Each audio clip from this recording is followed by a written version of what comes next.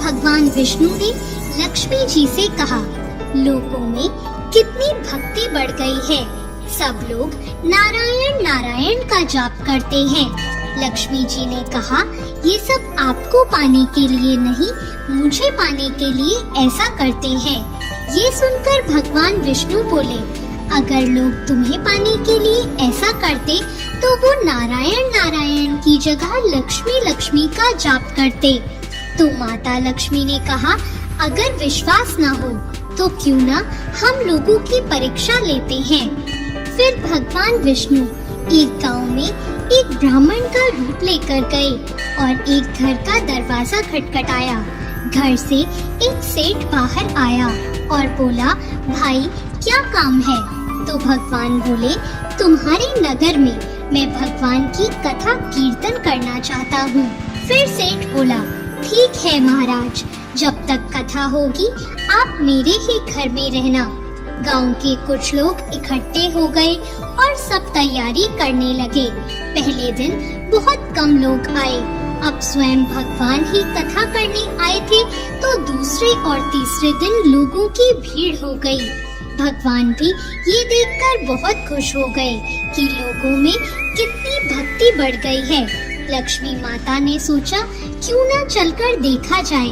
लक्ष्मी माता एक बूढ़ी औरत का रूप लेकर उस नगर में पहुंची। वहाँ एक महिला अपने घर का ताला बंद कर रही थी। माता ने उससे कहा, बेटी जरा पानी पिला दे। वो महिला बोली, माता मुझे प्रवचन में जाना है। माता लक्ष्मी ने कहा, बेटी थोड़ा पानी पिला दे, बहुत प्यास लगी है। वो महिला जाकर एक लोटा पानी ले आई।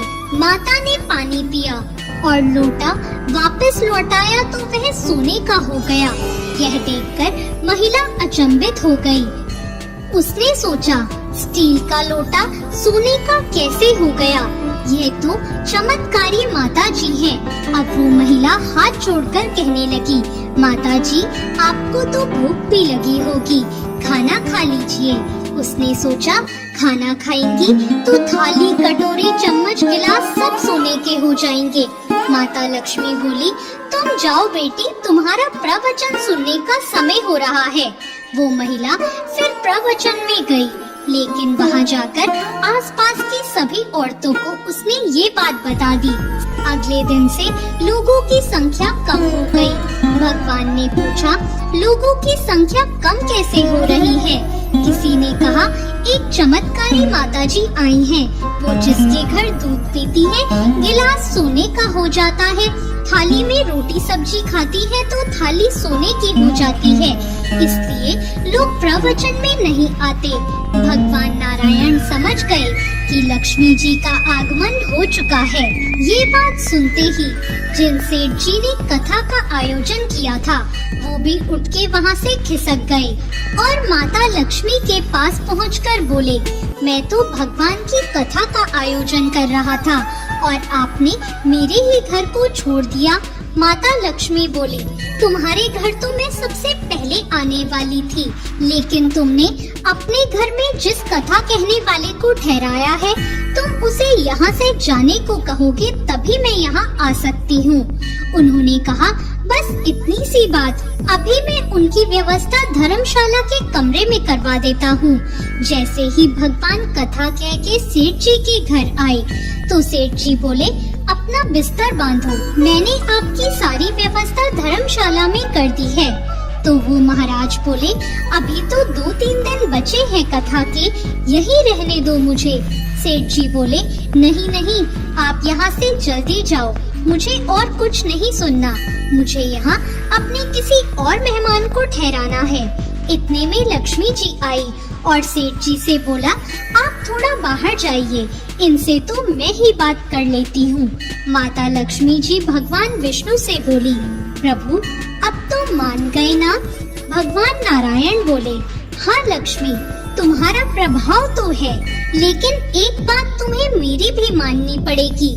तुम यहाँ तभी आई जब संत के रूप में मैं यहाँ आया। संत जहाँ कथा करेंगे वहाँ लक्ष्मी का निवास जरूर होगा।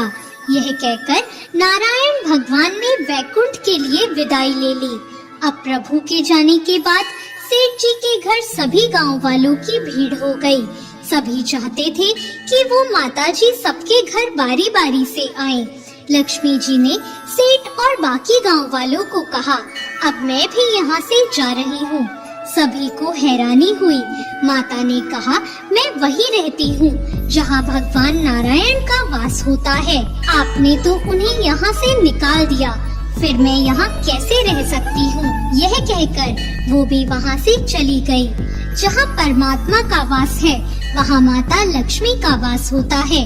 केवल माता लक्ष्मी के पीछे भागने वालों को कभी माया नहीं मिलती।